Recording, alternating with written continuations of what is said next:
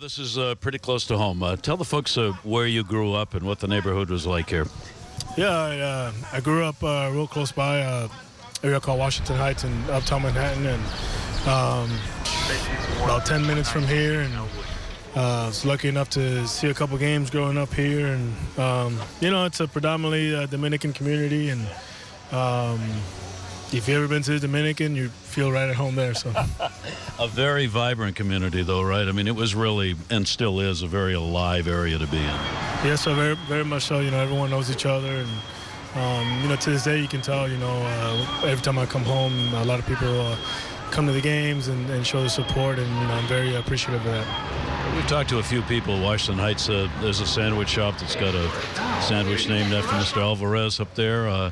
There's a deli that's got one. When you talk to people in the neighborhood, your name, everybody knows who you are. I mean, you really are somebody that the kids in that area look up to. Do you realize that, and do you know that, and do you work with that?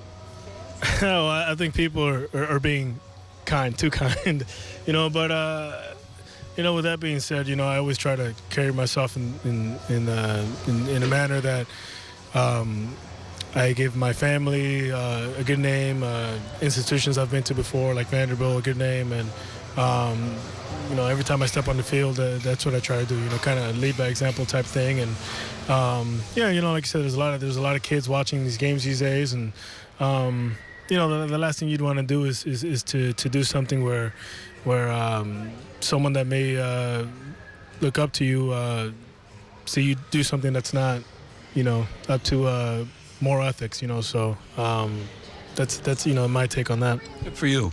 Your dad, a cab driver, I believe, and for you, very concerned about education and pushed you in that direction. Yes. Yeah, very much so. As much as I love baseball. It was secondary, next to academics, and because if you didn't do well in school, you couldn't play. So, but we always had to believe that if you had the talent and it was meant to be, it was going to happen. So the one thing you can control is your studies, and anything can happen any given day. Athletically, you can be walking on the street and step on a piece of paper funny, and next thing you know, your back's blowing out. So, but obviously you can't do that with school. So that's why it was so important for me and my sister to get the education that best we could. And my dad was both my parents were real big sticklers about that. Pedro, it sounds like the family was really close, really important as a part of your growing up. Is that fair? Yeah. We're an immigrant family. My sister was born here, but when my dad was here a few years before my mom and I came, and we were all we had. So we kind of had that mentality of a close-knit family, a little wolf pack, if you want to call it, and we had to figure a lot of stuff out on our own, and since most of our family was still in Dominican and kind of spread out throughout the city, but. From day one, it's been a close-knit family, and it still is to this day, and it's going to continue to be so. Pedro, you're in the division now. You're going to be back here to play 3 times a year. You see them in Baltimore. How much does that mean to you? How exciting is that for you to be in this situation now in your career?